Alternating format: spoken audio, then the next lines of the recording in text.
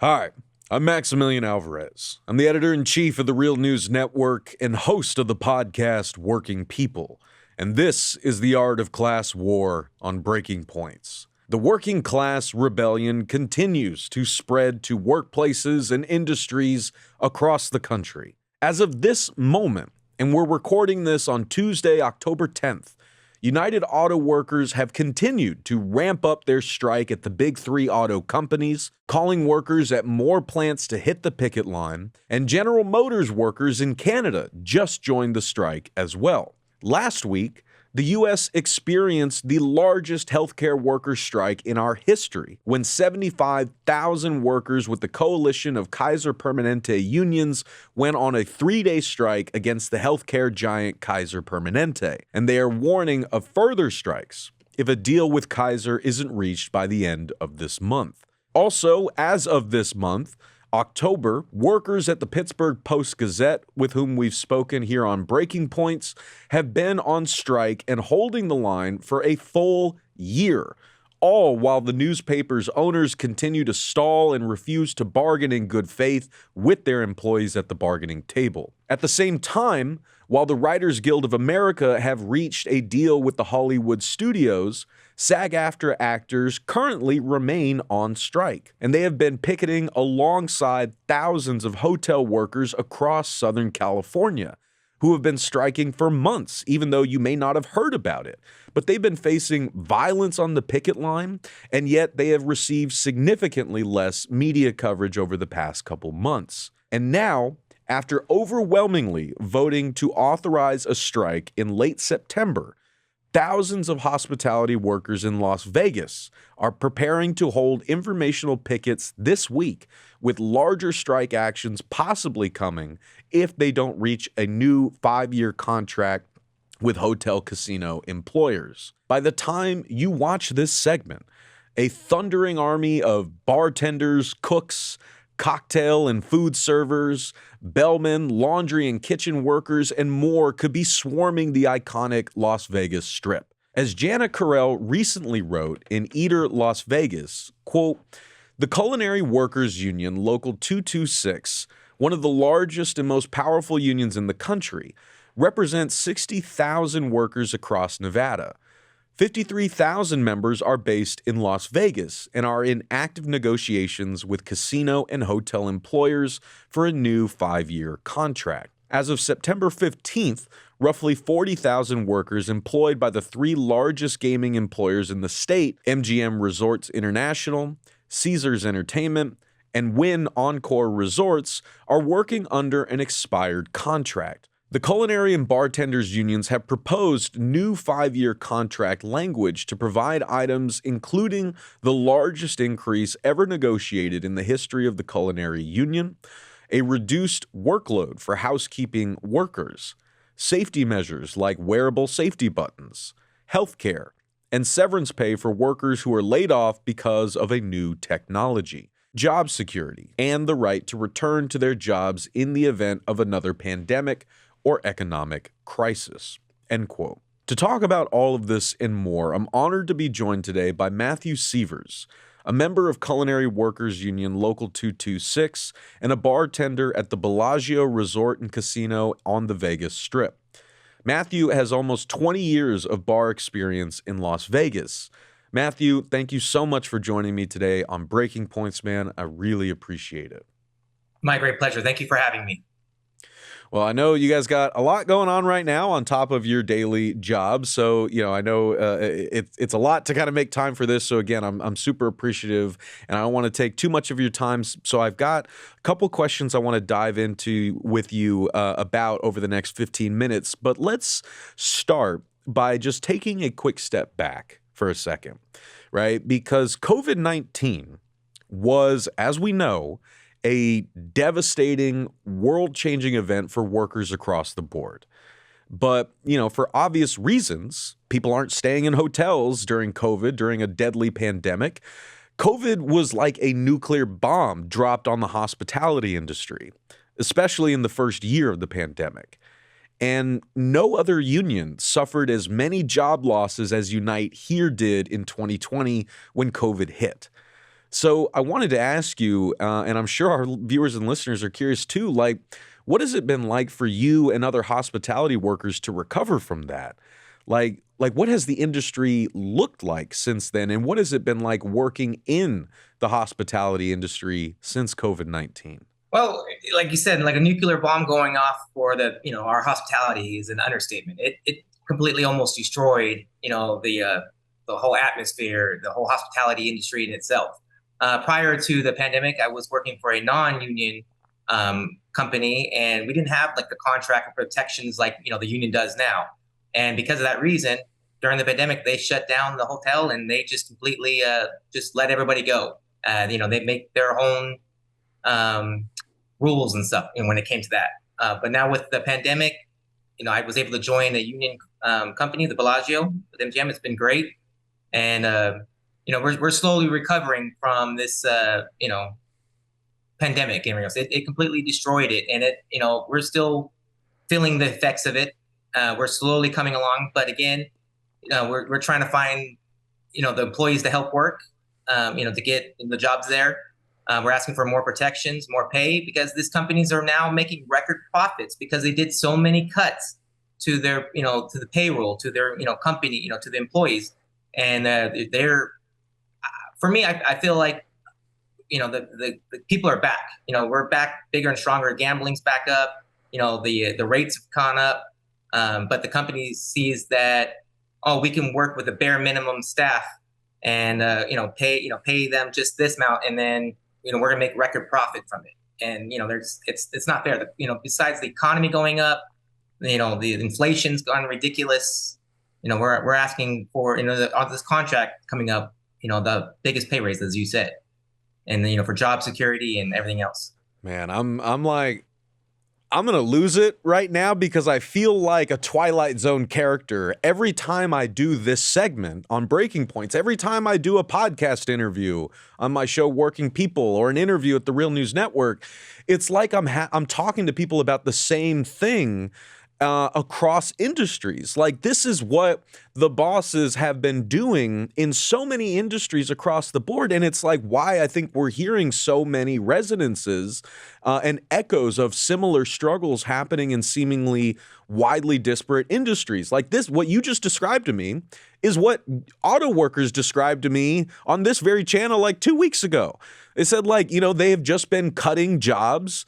They have been piling more work onto fewer workers. So we're working like, 6 days a week, 10, 11 hours a day. And we can't even afford to buy the cars that we're making anymore because the pay has been going down here. This is what railroad workers were telling us all last year, that the big brain genius idea of these Wall Street led companies was to just keep cutting staff year after year before COVID. And so that put them in a position now where it's like they can't hire enough people, but they don't care. They just want, again, to pile as much work onto as few people as possible. And they are also making record profits like the auto companies are. This is what Kaiser healthcare workers were complaining about. Every healthcare worker I know is begging the rest of the country to pay attention to the untenable nurse-to-patient ratios that workers are being slapped with because they can't give the quality of care they've been trained to give when they have too many patients to attend to and too few people to attend to them. I've talked to Chipotle workers, dollar store workers who are working stores with 1 to 2 or 3 people, and they're stressed out, and yet the companies are raking in profits. So this is like a big economy-wide shift that we're seeing. And it's affecting so many industries. And I think it's really important for people to sort of see those connections. And I just wanted to kind of circle back to one thing that you said, because, like you said, people are back. Folks are staying in hotels again. I mean, I think that one important note for folks, and you can go read the actually a recent report that the Culinary Union released highlighting the record profits that the Vegas hotels are making, even though on average, and this was true for August as well, the amount of rooms booked is lower than it was this time in 2019. the hotels are charging around 40% more per room than they were back then. So, like, again, fewer workers, even fewer bookings, but charge a whole lot more for those bookings and pile a whole lot more of that work onto fewer people at the hotel. So we're seeing, again, a trend here. And one thing I wanted to just highlight and ask you about, like, just in terms of like what you're seeing that has changed in the industry. Like, I think one that anyone who has stayed in a hotel since COVID hit, since 2020, one change that we have seen is that room service is not automatic anymore, right? So you have to like request to have your room cleaned in a lot of places, which means a lot of, housekeeping staff are not going to have as much work as they used to have, and let alone the tips that they used to get for doing that work. So that's like one example. I wanted to ask if like there are any other anecdotal or things that you've seen about the industry that has noticeably changed since 2020. Like I said, with a lot of the restaurants, we used to have 24-hour, venues and stuff for food and everything else. And now hours of operations, a lot of these places, they've cut down on the hours to kind of traffic how they want people to be and flow. You used to have 24-hour, cafe. Now it's only open during the morning. And then, that's not open, at night. It's only, a lot of that happened with a lot of our restaurants. It's just certain times now, just a cut on hours. Our housekeeping, they, like you said, with the no daily housekeeping, that's pretty much out the window unless they request it, and they got to pay extra for that, I believe. And, that's eliminated a lot of our jobs.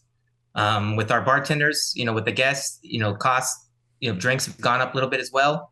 And, we're just so desperate for help that they're either not hiring or they say they can't find it, but there's people I know that, who love to work. And then, just begin, it's all about the cost of living, the inflation, they can't afford it. We can work in these hotels, but we can't even afford to, to stay in them. It's like you said, with the coworkers, with the UAW, they're building the cars here. We're doing everything we can to help this company become profitable and, have guests return. And, I believe a lot of our guests are with us, we're not asking ridiculous amounts of sums here. These guys are making tons of money with profit and with the cost of living. We're just asking for a good living as well. Well, and I know you already mentioned some of this, but I just wanted to like give you one more chance to underline it for our audience, who are maybe just learning about this struggle now. So like, what are those kind of key core issues that y'all are fighting for with this contract? First and foremost, job security. It's always been like that with our technology. We're asking, the best technology language to protect our jobs so the AI doesn't come in and just wipe us out. We're asking for, help out the housekeeping with the room reductions. Like I said, they less employees, more rooms being booked, and, they're not getting cleaned every day. So then it's more work for them when time does come to check out, and it's, they're not able to do that. So we need, for them to have reduction with the room cleaning and better pay, better benefits, insurance, a pension, just increase in there, just a small pie of what they're making profit, just to share it with our workers who've all made them this money. Can I ask what the response from management has been to these demands so far? They are tight-lipped, and they feel like they've come in with a good response. It's nothing close to what it's not fair. It's not. I mean, I have coworkers that we're working with that because of inflation and the cost of living, they're having a hard time choosing between putting food on the table or paying the most, expensive electric bill they've ever had. It's, they got to distinguish between which one. And that's what we're asking for is, just a life, we're asking the company that we're helping them make record profits to share in the wealth so we can survive, and that we don't have to make that decision between paying a bill or putting food on the table. Man, I think that's powerfully put. And I know I only got a few minutes here with you left, so I want to make sure that we get to these final two questions. And as I mentioned in the intro, there are a lot of strikes happening around the country right now, including in hospitality. right? I mean, it's kind of flown under the radar, sadly. I mean, we've covered it here at The Real News. My colleague Mel Buer wrote a great report on it that folks can check out. But Southern California has seen an explosion of strikes, including Unite Here members at multiple hotels across Southern California. And they've been on strike for months. So I wanted to ask, like, for hospitality workers specifically, like, why do you think so many hospitality workers are striking or are ready to strike right now? And which I guess another way of asking that is, like, is this beyond Vegas? Is this something that hospitality workers across the country are experiencing? And the second part of the question is, like, do you see your struggle right now being connected to these other strikes and union drives that we're seeing in other industries around the country? Absolutely. Being part of a union, it's a family, it's a brotherhood and everything else. And absolutely, we're all in this together. This is something that we all strive for. We all want a better quality of life. It's the cost of living, the expenses, it's just skyrocketing. I'm pretty sure you have the numbers with how inflation has just gone overboard. The housing, everything is just unaffordable right now. And we're trying to reel that back in. We're asking these companies to share in their wealth that they've made because of us employees that work that have helped them get to that, to stop taking advantage of us and to pay it forward almost. I mean, yes, we're all in this together. We support everything that's happening on the East Coast to the West Coast. I mean, we're all in this together, and we will continue to fight for what is right. So tell us a little bit more with the last couple of minutes I got you about where things stand right now and what's going to happen with these informational pickets that y'all have planned for later this week. Again, we're recording this on Tuesday, so by the time folks see this, those informational pickets will be happening. But if more than that is required, if an all-out strike does happen, like, what would that look like? And final question, as I always ask here on The Art of Class War, whether a strike happens or not, what can folks out there watching and listening do to support y'all? So our picketing is hopefully a wake-up call to these companies and to other people, just to get the information out there. That this is what we're fighting for. This is what we need. This is just to show them that we're being serious. That whatever we need to do to hopefully bring light to it, to not hopefully have a strike, but we're willing and ready to strike. A strike, I believe, will shut down the city. Especially. We have some big events coming up in Vegas. We have Formula One coming up in November, and we have the Super Bowl coming up in February. And if we're on strike, then good luck to the city with these guests trying to get rooms, or these companies trying to make money off of this at all, because it won't happen. The city, I believe, the Strip will be shut down if we strike. Not if, but when we strike. If they're not going to come to terms with us, and just for people to know what we're asking for the help is, if we do, prior to striking, hopefully maybe send some letters to the city, to these companies, and asking them to negotiate and come to terms with it. Don't stay in their hotels when we do strike. Our coworkers, we're not going to cross the line. We're all going to stand strong and united, and just hold off as long as we can until they come to terms. And, we just don't stay in those hotels when we do strike, and don't eat in the places, don't drink in the places when we do strike and stuff. Until then, so hopefully we do our best and get the information out there. And I appreciate your segment here and, fighting for us as well. And, just hopefully we'll come to terms before then. But if not, it won't be pretty for the city. Hell yeah. And, it should come as no surprise that, it is our standard line here in The Art of Class War and at The Real News to stay strong, fight hard, and never, ever cross a picket line. So that is Matthew Sievers, a member of Culinary Workers Union Local 226 and a bartender at the Bellagio Resort and Casino on the Vegas Strip. Matthew has almost 20 years of bar experience in Las Vegas. Matthew, thank you again for joining me today on Breaking Points. I really appreciate it. The pleasure was all mine. Thank you very much for having me. And thank you all for watching this segment with Breaking Points. And be sure to subscribe to my news outlet, The Real News Network, with links in the show description. See you soon for the next edition of The Art of Class War. Take care of yourselves. Take care of each other. Solidarity forever. Hey guys, if you like that video, go to breakingpoints.com, become a premium subscriber, and help us build the best independent media organization on the planet. That's right. We're subscriber funded. We're building something new. We want to replace these failing mainstream media organizations. So again, to subscribe, it's breakingpoints.com.